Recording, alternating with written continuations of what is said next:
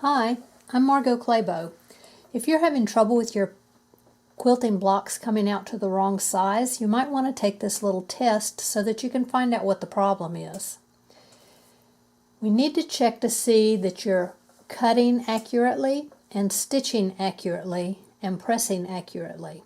There's some other factors too, but those are the main ones. Let's start out with the sewing.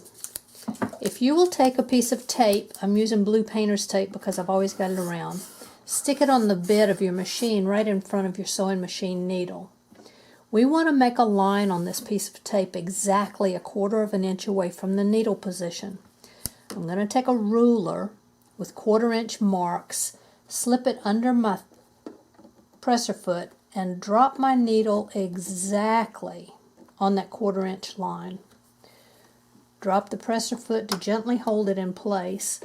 Now I need to make sure that the lines on my ruler are parallel with the lines on my throat plate because I want this line straight out in front of the needle. This makes the edge of the ruler 1/4 of an inch away from the needle position, so I'm going to mark that spot on my tape with a permanent marker. Needle up, presser foot up.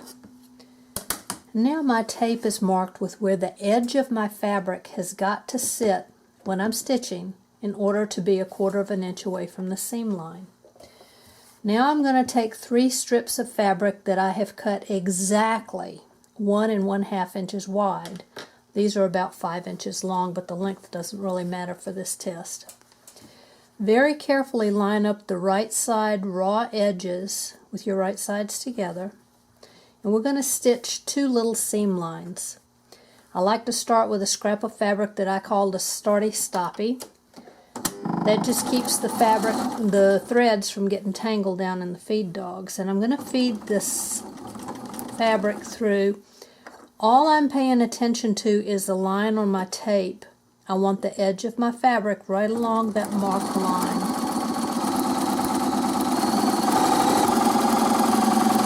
Feed that one through, another starty stoppy. I like to use my 4-in-1 tool to separate these little seams. Now this needs to be opened up and pressed to one side. I'll finger press first and then use a wooden iron. You can use a hot dry iron. And then we'll sew the 3rd piece of fabric on, lining up the right sides of the fabric again. You want to just barely be able to see the bottom fabric to make sure that the edges are lined up. You might want to stop and see where the fabric is hitting your presser foot. I'm using a 1/4 inch presser foot, but you don't need to. Any presser foot will work. You want to see where the fabric is hitting it. I know on mine I can't be seeing fabric on the right side.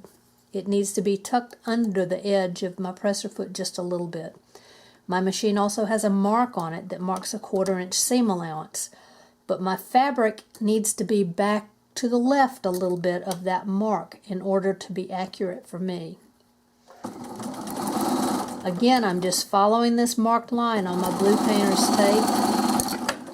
Get to the end, starty stoppy. Cut them apart, finger press open, iron. You want to be sure not to get any folds or tucks in these seam lines because we want these 3 joined pieces of fabric to measure exactly 3 1/2 inches, which is what my ruler is. If yours does not measure exactly 3 1/2 inches, you need to find out why. Is it your cutting? Is it your stitching? Is it your pressing? Another thing that might make a difference is the thickness of your thread. If you're using a very thick, heavy thread, it could make a difference in your seam allowances. And remember, it's not really the seam allowance that matters, it's what you've got left after you've stitched it. I hope this test helps. Thanks.